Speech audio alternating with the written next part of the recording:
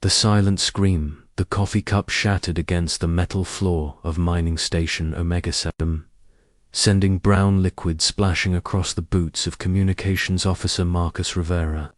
He barely noticed. His eyes were locked on the display screen. That showed readings he had never seen in 15 years of deep space monitoring. The signal was coming from beyond the Vega system, farther out than any known civilization had ever transmitted from. It was weak, fragmented, but it was definitely artificial. Marcus wiped the coffee from his hands and began working to clean up the transmission. His fingers moved quickly over the controls, filtering out cosmic static and background radiation. Station Commander Elena Vasquez rushed into the communications bay, still fastening her uniform jacket.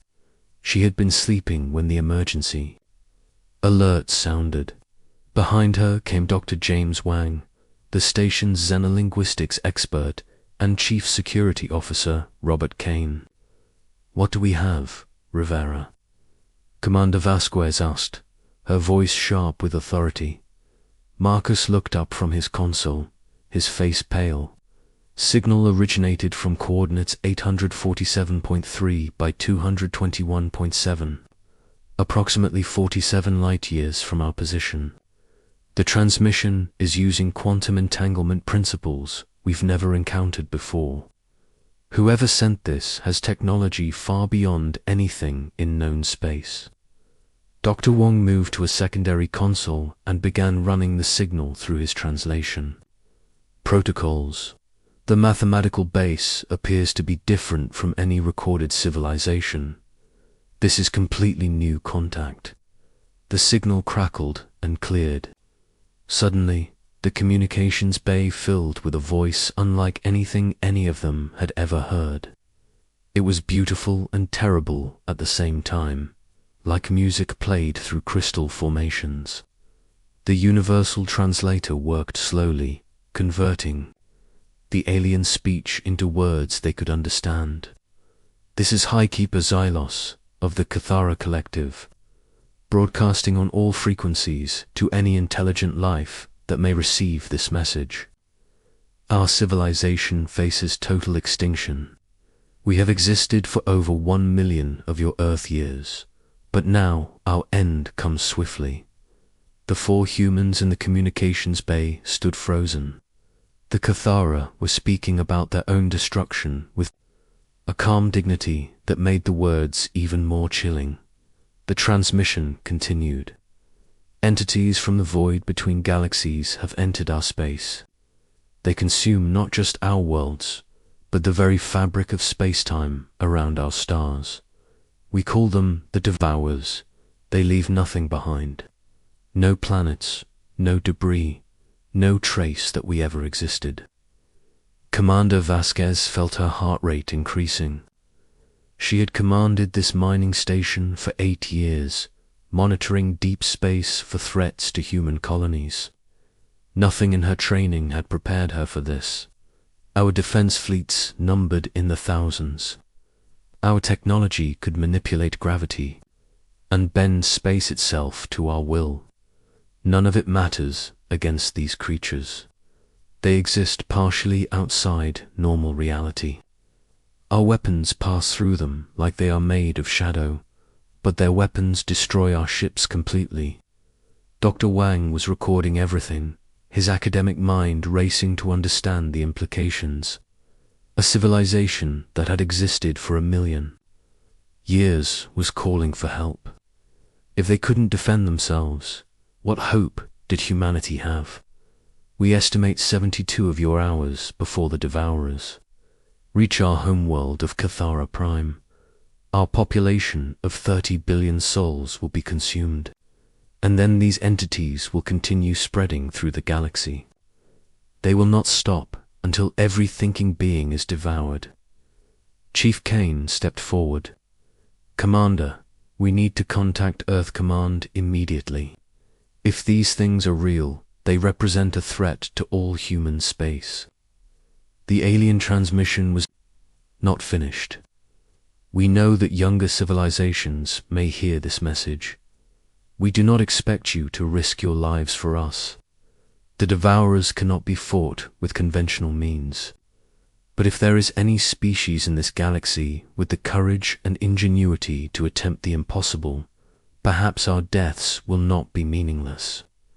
The signal began to weaken, but the final words came through clearly. Coordinates for Cathara Prime are embedded in this transmission. We will continue broadcasting for as long as we are able.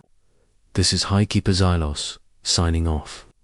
Static filled the communications bay. The four humans stood in silence for a long moment, each trying to process what they had just heard. Commander Vasquez was the first to speak. Rivera established priority. Communication with Earth Command. Full encryption. Dr. Wang, I want everything you can tell me about this Cathara civilization. Kane, pull all available data on the coordinates they provided. 40 minutes later, the face of Admiral Sarah Chen appeared on the main screen. Admiral Chen commanded the Earth Defense Fleet, and she looked like a woman who had never backed down from a fight. Her grey hair was pulled back severely, and her dark eyes held the intensity of someone who had seen too many battles. Commander Vasquez, I've reviewed your preliminary report. Are you certain this transmission is genuine? Yes. Admiral, Dr. Wong has confirmed the quantum entanglement signature is consistent with technology far beyond our current capabilities. The mathematical principles in their language suggest a civilization that has been developing science for hundreds of thousands of years. Admiral Chen was quiet for a moment. The Cathara coordinates put them at the edge of our long-range sensor capability. If we dispatch a reconnaissance mission, it would take our fastest ships 48 hours to reach their system. Admiro. Commander Vasquez said carefully, they said they have 72 hours before their homeworld falls. If we're going to help them, we need to move immediately. Help them.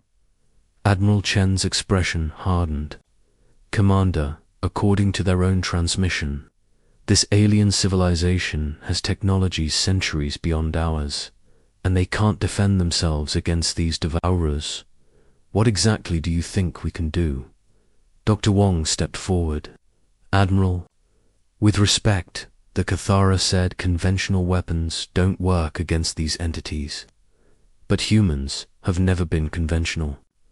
Throughout our history, we've survived by adapting, by finding new solutions to impossible problems. Admiral Chen studied the scientist's face on the screen. Dr. Wang, are you suggesting we risk Earth's entire defense fleet based on the hope that we might think of something the Cathara haven't tried in their million years of existence? I'm suggesting, Admiral, that if we don't try, and these Devourers continue spreading through the galaxy, humanity will face them eventually anyway. The Cathara are offering to give us information about an enemy we'll have to fight sooner or later. Better to face them now, with allies, than alone later. Commander Vasquez nodded. Admiral, the Cathara specifically mentioned that younger civilizations might have different approaches. Maybe our lack of advanced technology is actually an advantage. Maybe we need to think like humans, not like ancient galactic civilizations. Admiral. Chen was silent for a long time. Finally, she spoke. I'm calling an emergency session of the Defense Council. Commander Vasquez, you and your team are to report to Earth immediately. If we're going to attempt this impossible rescue mission, I want the people who first made contact with the Cathara involved in the planning. 6 hours later, Commander Vasquez stood in the war room of Earth Defense Headquarters. Around the massive, holographic table sat the most senior military leaders of humanity. Admiral Chen presided over the meeting, while tactical displays showed the location of every human ship in the galaxy. Ladies and gentlemen, Admiral Chen began. We face a decision that could determine the fate of not just humanity, but potentially all life in this galaxy. The Cathara transmission has been verified by our best scientists. These devourers are real, and they're spreading. General Marcus Thompson, commander of the Marine Corps, spoke first. Admiral, our entire fleet consists of 237 ships. According to the Cathara, they lost thousands of vessels to these entities.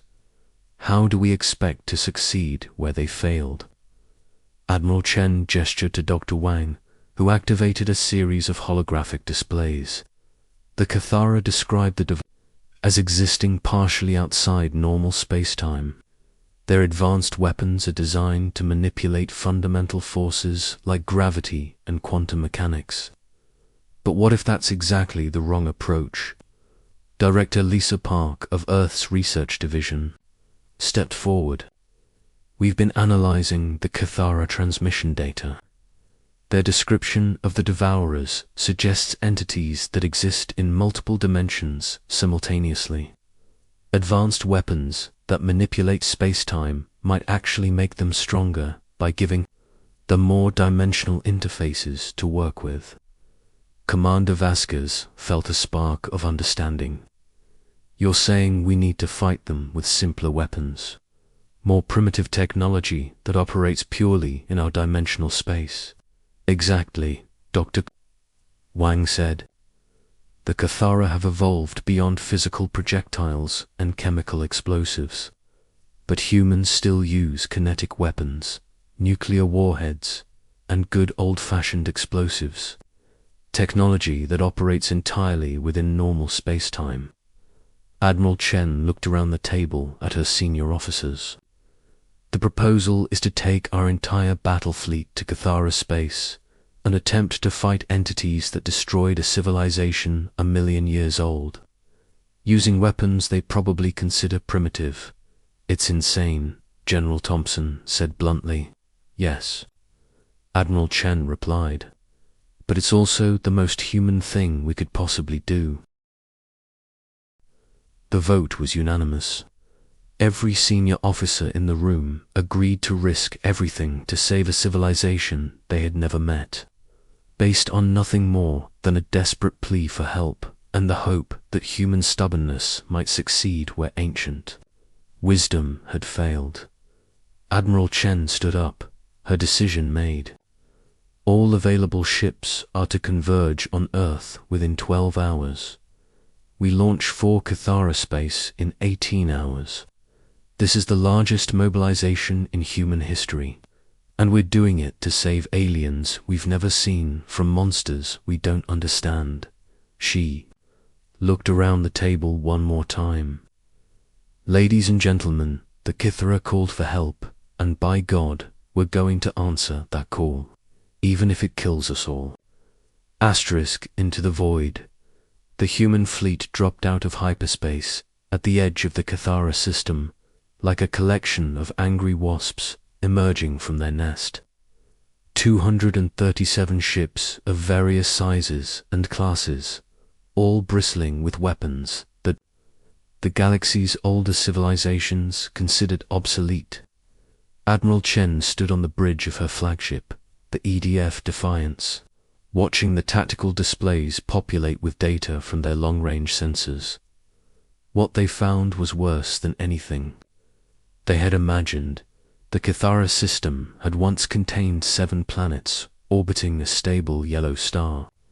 Now there were only 3 planets left, and even those were being consumed by massive shadowy entities that seemed to exist both in normal space and somewhere else entirely. The Devourers were exactly as the Cathara had described them, dark shapes that hurt to look at directly, as if human eyes weren't designed to process their existence.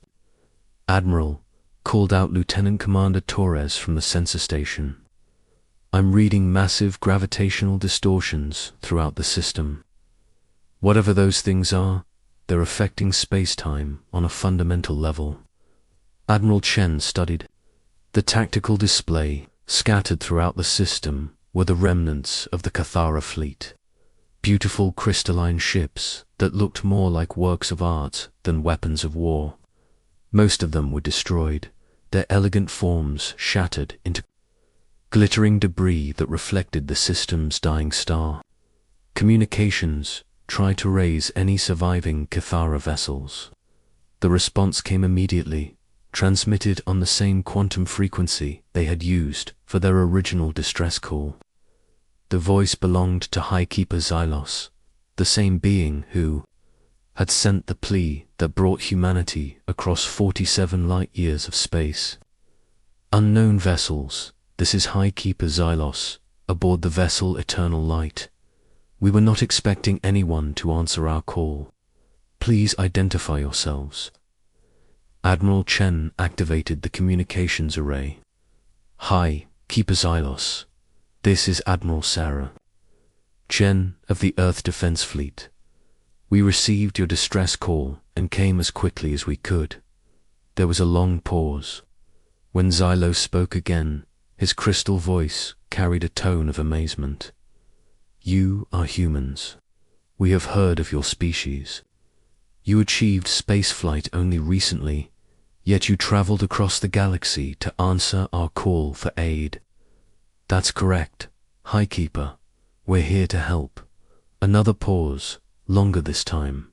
Admiral Chen, I must tell you that in the 47 hours since we sent our transmission, the Devourers have consumed 2 more planets and destroyed what remained of our defense fleet. My ship carries the last 3,000 survivors of our civilization. We estimate 6 hours before the entities reach Cathara Prime and consume our homeworld. Admiral Chen felt the weight of 30 billion lives pressing down on her shoulders. High Keeper, we need to understand these devourers. Our scientists believe they exist partially outside normal space. Is that correct? Yes, Admiral. They manipulate dimensional barriers as easily as you might move through air. Our most advanced weapons were useless against them. They absorbed energy attacks and seemed to grow stronger from our gravitational manipulators. Dr. Wang stepped forward on the bridge. Admiral, ask him if they've tried purely kinetic attacks. Physical projectiles with no energy manipulation. Admiral Chen relayed the question. Xylos responded with confusion in his voice. Physical projectiles. You mean solid matter traveling through space using only momentum. We abandoned such primitive methods millennia ago. Why would physical matter affect entities that exist in multiple dimensions? Because, Admiral Chen said, understanding dawning in her voice, physical matter only exists in one dimension, our dimension. The largest devourer was approaching. Cathara Prime, a shadow against space that seemed to bend light around itself. It was the size of a small moon, and as Admiral Chen watched, it began extending dark tendrils toward the planet's surface.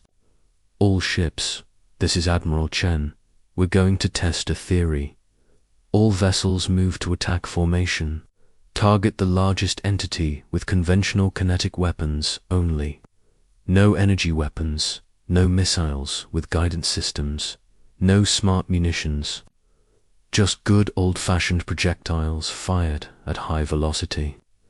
Captain Rodriguez, aboard the heavy cruiser EDF Hammer, responded first. Admiral, are you sure about this? That thing is the size of a small moon. Captain, we came here to do the impossible. Fire when ready.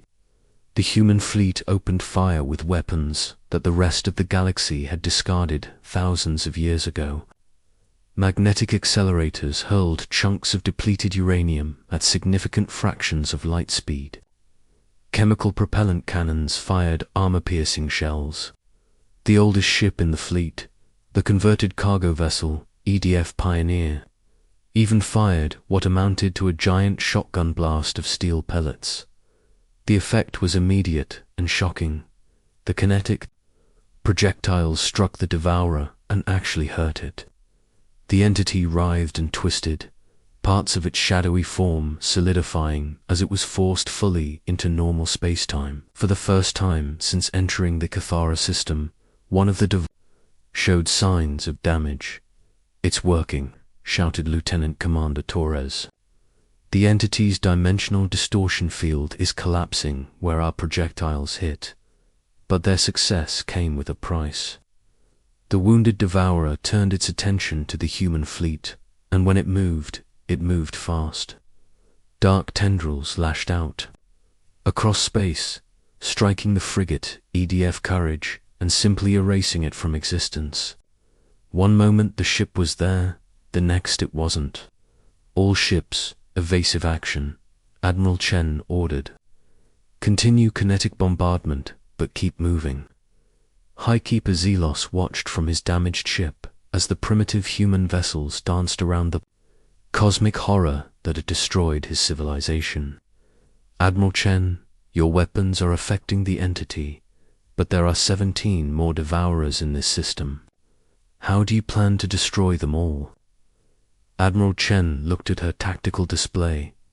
Her fleet was inflicting damage, but slowly, too slowly. At this rate, they would run out of ammunition long before they could destroy all the entities.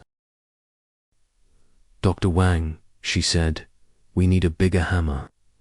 The scientist was already working at his console. "Admiral, what if we don't try to destroy them? What if we try to push them back into whatever dimension they came from?" "How? Nuclear weapons?" "Not to destroy them, but to create massive gravitational distortions. If we can destabilize the dimensional barriers around them, we might be able to force them completely out of our reality." Admiral Chen understood immediately. "All ships, prepare nuclear warheads for detonation.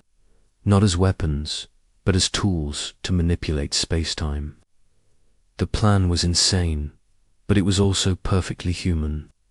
Instead of trying to fight the devourers on their terms, humanity would change the terms of the fight entirely. The first nuclear detonation occurred directly in front of the largest devourer. The explosion itself barely affected the entity, but the gravitational waves it created rippled through dimensional space. The devourer's form began to waver, becoming less solid in normal space. "It's working," Dr. Wang called out. "The entity is being forced back into dimensional flux." But the devourers learned quickly. The smaller entities began moving to protect their larger companion, absorbing the gravitational distortions and becoming more solid themselves. Admiral Chen watched her ammunition counters dropping rapidly. They had maybe 20 minutes of sustained fire left, and there were still 16 entities in the system. "Admiral," came Highkeeper Xylos's voice over the communication channel, "my ship still has functional engines. We can help." "Highkeeper, your ship is the last of your people. I can't ask you to risk it." "Admiral Chen, your species traveled across the galaxy to save people you had never met. You're fighting impossible odds to protect our homeworld. The least we can do is fight alongside you." The Cathara vessel Eternal Light moved into formation with the human fleet. Its crystal hull gleamed in the light of battle as it began firing its own weapons. Not the advanced energy weapons that the Devourers could absorb, but simple kinetic projectiles created by using their matter replicators to produce dense metal slugs and launching them with magnetic accelerators. The battle became a desperate dance of ships and monsters. Human vessels used their superior maneuverability to stay ahead of the Devourers, reaching tendrils while pouring kinetic fire into the entities. The Cathara ship used its advanced sensors to guide human targeting, helping them find weak points in the creature's dimensional armor. Slowly, impossibly, they began to win. One by one, the Devourers were either destroyed or forced back into dimensional flux. Each victory came at a cost. The human fleet lost ship after ship to the entity's attacks, brave crews sacrificing themselves to protect others. The final battle took place in orbit around Kythera Prime itself. The last three Devourers had merged into a single massive entity that wrapped around the planet like a dark embrace.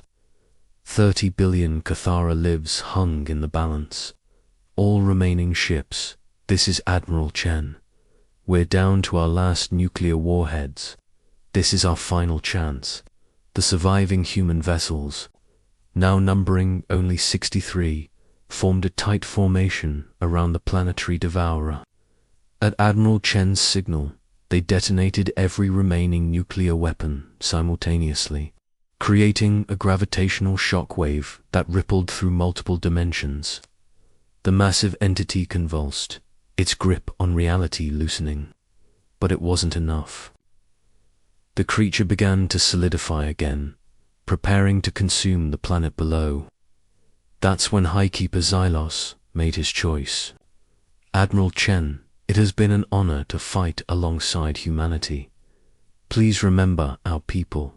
The Kythera vessel, Eternal Light, accelerated directly into the heart of the weakened Devourer. As it penetrated the entity's dimensional barriers, activated his ship's matter core overload. The explosion was visible from 3 star systems away. When the light faded, the Devourers were gone. All of them. The dimensional shock wave, created by the Eternal Light's sacrifice, had forced every entity in the system back into the void between realities. Kythera Prime was safe. Admiral Chen stood on the bridge of her damaged flagship, looking down at the beautiful blue-green world below. Of the 237 ships that had answered the Kythera's call for help, only 42 remained combat capable. Admiral, came a transmission from the planet's surface. This is Acting Highkeeper Mereleth. Highkeeper Z appointed me as his successor before his final sacrifice. On behalf of our 30 billion people, we thank you. Humanity has saved our civilization.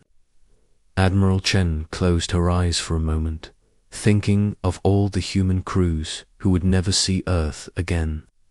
Highkeeper Mereleth, we came here because you called for help. That's what you do for friends. Friends, Mereleth repeated the word. Slowly, yes, Admiral. Friends, the Kythera Collective would be honored to become allies with humanity. We have much to teach each other. As the surviving human ships began the long journey home, carrying with them Kythera survivors and the promise of new technology and friendship, Admiral Chen reflected on what they had accomplished. A million-year-old civilization had called for help, and the monsters of Earth had answered that call. Not because they expected reward, not because they calculated the odds, but because someone was in trouble and they couldn't walk away.